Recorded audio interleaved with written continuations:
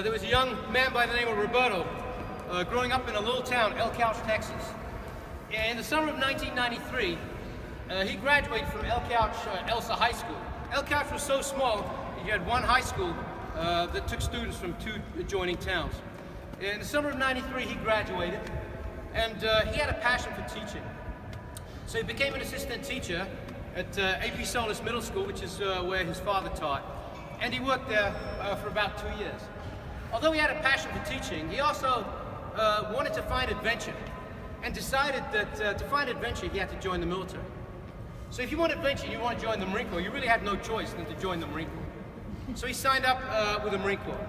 On the 10th of December 1995, he bid farewell to his family for the last time as a civilian at San Antonio when they dropped him off at MEPS. The next day, 11th December of 1995, he found himself on the yellow footprints of Marine Corps Recruit Depot, San Diego, where he found himself being yelled at by an individual wearing a khaki shirt, green trousers, and knife-like creases. And he was probably second-guessing whether this was the adventure he really wanted. Nonetheless, he continued training as a United States Marine Corps recruit to graduate 1 March of 1996 with Lima Company 3rd Recruit Training Battalion. Now, while you're in recruit training, your drill instructors give you a safety brief because you've been through 12 weeks of training. They want to prepare you to leave. So they tell you 3 big important things. The first thing they say, once you go and leave, don't drink every ounce of beer in your hometown that very night you get back. That was the first thing they told him. The second thing they tell them is do not get any speeding tickets, do not get any traffic tickets, just don't drive. The third thing they said, don't go out and boot camp, leave, and get married. There's one thing else that they taught him. They teach a lot of military history as part of the indoctrination to be a United States Marine, where you learn love of core country. So one of the things they taught him was, they taught history, a little bit of history. They taught him that on the 8th of March, 1965, the Marines were the first combat troops to land in Vietnam, in a little town called Da Nang. So he's out there on boot leave, and you know, the first week of March he's out there, and 8th of March rolls around. You know, he tells himself, 8th of March, you know, this is the 31st anniversary of the Marines landing at Da Nang. I gotta do something. So he goes back to his brain housing group and listens to his safety brief. Oh, drill instructors, you know, they told me something about drinking all the beer in my hometown. You know, I'm gonna go do that to celebrate. Looks in his pockets. Oh, Marine Corps doesn't pay me enough to do that, so. What was the next thing he said, you know? Go speeding in my car. Well, you know, no, I can't pay off those tickets. What else they say? Go get married. Yeah, you know what, that's a good idea. So he gets on the phone, calls his high school sweetheart, Jane. And you're gonna have to tell me at Patty's how this worked. But he not only convinced Jane to marry him that day, to honor the Marines landing in Vietnam, but he convinced her to stick by his side for the next 20 years. So let's give them a round of applause, this couple. So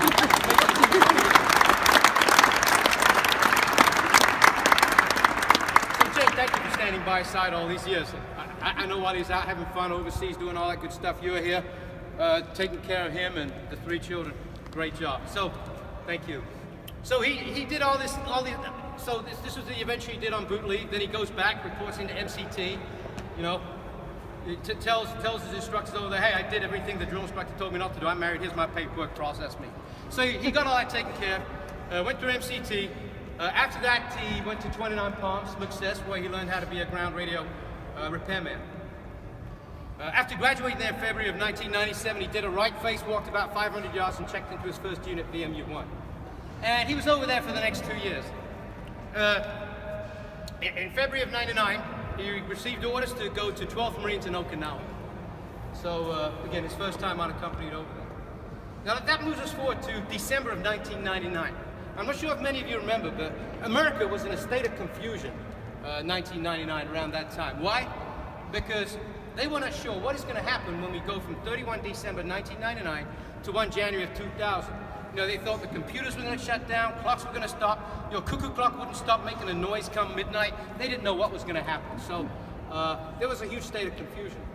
So in order to safeguard the Marine Corps' interests, they decided, you know, we want to transition this very, very carefully. So they went ahead and promoted Roberto here to sergeant on 1 December of 1999. And as a result, the transition through Y2K was a total success for 12 years. So again, with a he was a sergeant in the United States Marine Corps. Received orders after that to Camp Pendleton, where he reported into CSSG-1, and they spent the next 3 years there. Well, come March of 2003, the Marine Corps was faced with another crisis.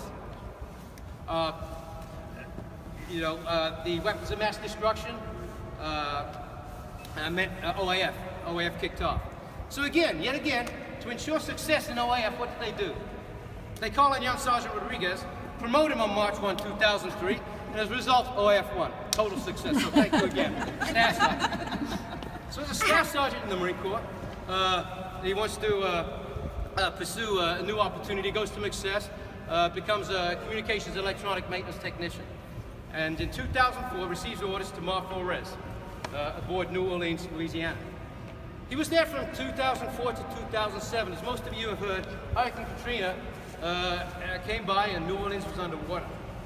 Now he was working for the G6, responsible for network connectivity, all that great stuff that keeps the Corps moving. Well, they relocated their headquarters to Fort Worth, and he was responsible for getting connectivity set up in Fort Worth. So under his leadership, they not only got connectivity established, but they also did this transition to NMCI at that point in time. Some of you may remember that in the distant past. And Fort Worth, Mar Flores headquarters, was one of the first commands to get set up on NMCI. And again, that was attributable to the leadership of then Staff Sergeant Rodriguez. So after having fun and games with the reservists for 3 years, he got orders back to the real Marine Corps and went to 2nd Radio Battalion. Again, the first time he really made it over to the East Coast. Checked aboard there in 2007, 2008 received orders to Iraq. He went over with his unit to Fallujah. Well, Fallujah had to close down. So in 2008, to ensure success of Fallujah closing down, we're starting to see a trend here. What did they do? In 2008, September, they promoted him to gunnery sergeant, and as a result, Fallujah closed down, and he moved his unit over to Al-Assad, where he spent the rest of his time. After his tour in Al-Assad, he came back to Radio Battalion. 2010, received orders to Okinawa, where he worked with 3rd Maintenance Battalion. And again, 3 years after that, 2013, received orders to be part of the 3rd 3MEF G6. And in 2014, came back stateside after 4 years in Okinawa. It was at that point, in the summer of 2014, I had the pleasure of serving with Gunnery Sergeant Rodriguez. Now, he filled the billet of a logistician within TCS, but really, what did he do?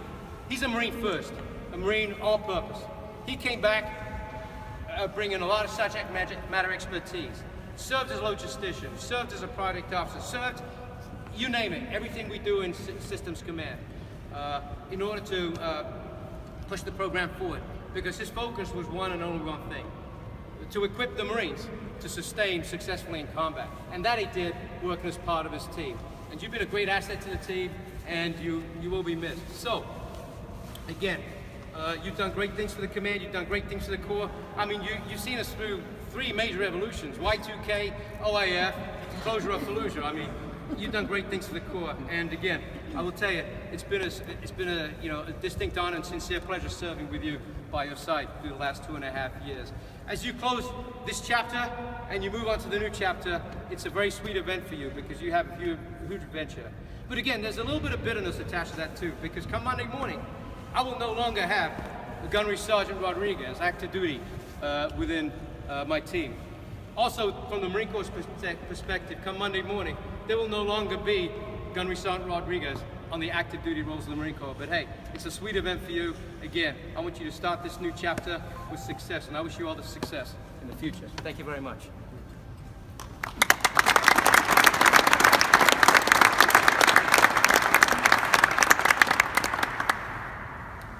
At this time, Gunnery Sergeant Rodriguez will receive his retirement award. Please stand.